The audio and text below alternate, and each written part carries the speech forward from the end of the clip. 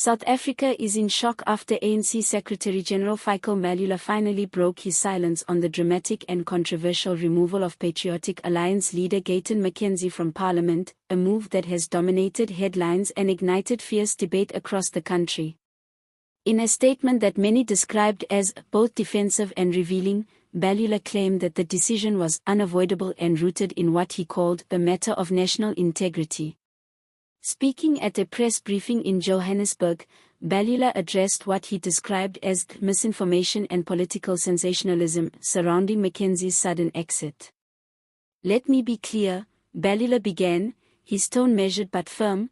"This was not a witch hunt, nor was it politically motivated. We had no choice. The circumstances left us with only one possible course of action." Sources inside Parliament have long whispered about growing tension between McKenzie and key ANC figures. Over recent weeks, the Patriotic Alliance's outspoken leader had clashed openly with members of the ruling party on multiple issues, from government corruption and immigration to crime, accountability, and economic reform. According to insiders, McKenzie's fiery speeches and no-nonsense attitude made him a favorite among frustrated South Africans but a thorn in the side of political elites who preferred to keep certain matters off record. His direct style, often laced with harsh criticism of the ANC's policies, earned him both admiration and powerful enemies. Mbalula, however, denied that political friction was the root cause of McKenzie's removal. "We respected Gayton's passion for reform and his boldness," he said. "But there are boundaries in governance, and when those lines are crossed, we must act in the best interest of Parliament and the people of South Africa."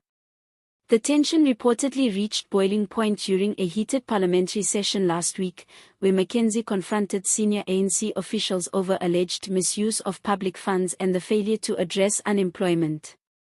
Eyewitnesses say the exchange quickly turned explosive, with McKenzie accusing certain ministers of betraying the working class. Within days, a motion to suspend and subsequently remove McKenzie from Parliament was introduced and passed with shocking speed. The move was met with outrage from opposition parties and disbelief from citizens who saw it as a blatant attempt to silence a man unafraid to speak the truth. When pressed about the incident, Mbalula admitted, "Yes, the events of last week accelerated the decision. But let me remind the nation, this was not a personal vendetta. Parliament cannot function on chaos and confrontation. We have procedures, and when an MP disregards those, there must be accountability." The public's response has been nothing short of explosive. Social media platforms have been flooded with messages of support for McKenzie, with hashtags like #BringBackGayton and #TruthHurtsANC trending nationwide. Many citizens view his removal as a clear sign that those in power are afraid of being exposed. Opposition leaders have also chimed in. One political commentator noted, "Gayton McKenzie represents a new kind of leadership, direct, fearless, and people-focused. Removing him doesn't solve the ANC's image crisis, it amplifies it." Others, however, have defended Mbalula's position, arguing that parliamentary discipline must be upheld. "We can't allow a free-for-all in the legislature," said one ANC spokesperson. Mbalula's decision might not be popular, but it was necessary. Mbalula's message to the nation. In his closing remarks, Mbalula struck a tone that was both defensive and cautionary. Leadership demands difficult decisions. Sometimes the truth hurts, and sometimes it gets twisted. But let no one say the ANC acted in secrecy, we acted in defense of stability. Gayton McKenzie's removal was not about silencing anyone. It was about preserving the integrity of Parliament. We had no choice.